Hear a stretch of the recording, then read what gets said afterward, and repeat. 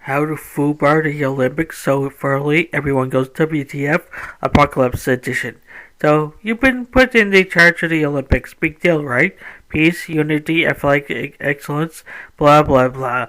But you've got bigger plans. You want chaos. You want pandemonium. You want the IOC sopping into a flaming contract while Yeti arm wrestles the Minister of Sports. Here's your step-by-step guide to making the Olympics such a galactic screw-up. Here, Earth itself files a restraining order. Step 1. Hosted in a reality that shouldn't exist. Forget cities.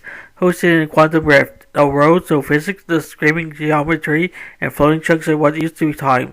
Venues constantly shift shape, the laws of gravity have moose wings, and athletes randomly gain or lose limbs depending on spectator vibes. The opening ceremony, sponsored by CERN and a cult that worships toaster ovens. Step 2. Blow the budget on things that defy logic. Spend $90 billion on invisible infrastructure, hire consultants who all communicate via interpretive humming, construct a stadium made of whale bones and regrets, give every athlete a personal AI life coach that eventually becomes sentient and refuses to let them lose. Now it's not a competition, it's a cybernetic uprising with medals. Step 3. Hire an organizing committee straight out of a fever dream. Chairman, a sentient potato in a monocle.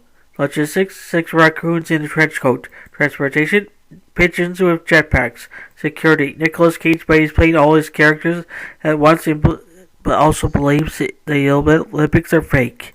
The committee meets once via seance. Step 4. Replace every sport with improved versions. Skiing, but the skis are banana peels and the slope is lava.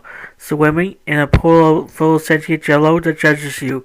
Gymnastics in zero gravity where the surprise would be attacks. Basketball, but every dribble opens a small pocket dimension. Introduce quantum hide and seek where no one can fight the players or the game. Step 5. Broadcast it all exclusively on obsolete tech. No streaming, no TV, just fax machine summaries, pirate radio signals, dream fragments, a haunted Tamagotchi that shows highlight reels only when angry.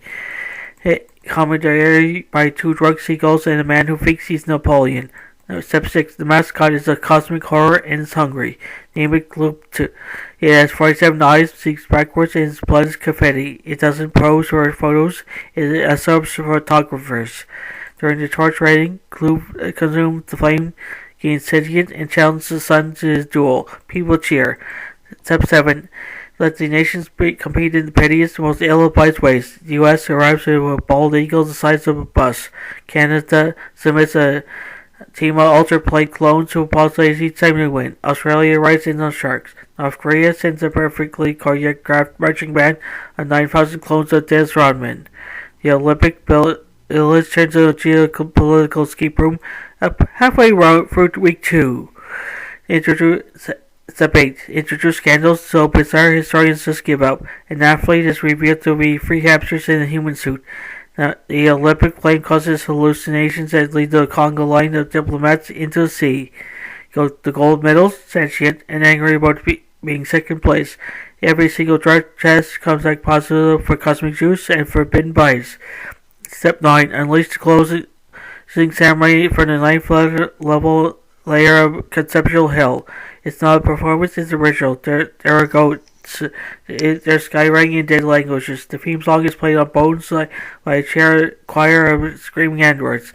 Then, just as the flame is supposed to go out, it explodes into a singularity, sucking the stadium, the audience, and all of Finland into a glittering vortex of confetti and lost dreams. Everyone claps. Gloopth weeps. Final scoreboard. Medals awarded. Yes, concepts like ambiguity and the color green. Damage to the space-time continuum. Unquantifiable. Public approval rating. Unredacted by the UN. Number of people who asked WTF. All of them simultaneously. Final thoughts. You didn't just FUBAR the Olympics. You lost them into the void. Make them fight an elder god. And then turned them into a sentient meme. Nations fall, cults formed, NBC canceled itself, and Gloopth watches, waiting for Paris 2028. Mission freaking accomplished. Hey there, fantasy and science fiction fan. lovers.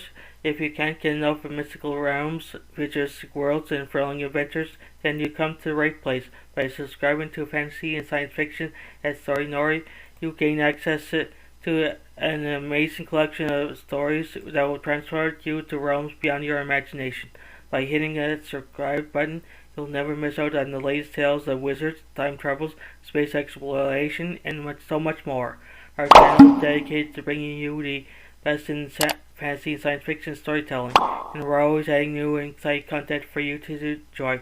But that's not all. By subscribing, you'll be also becoming part of our incredible community of fellow fantasy and sci-fi enthusiasts. You'll be first to know about the latest content for the channel that you won't find anywhere else.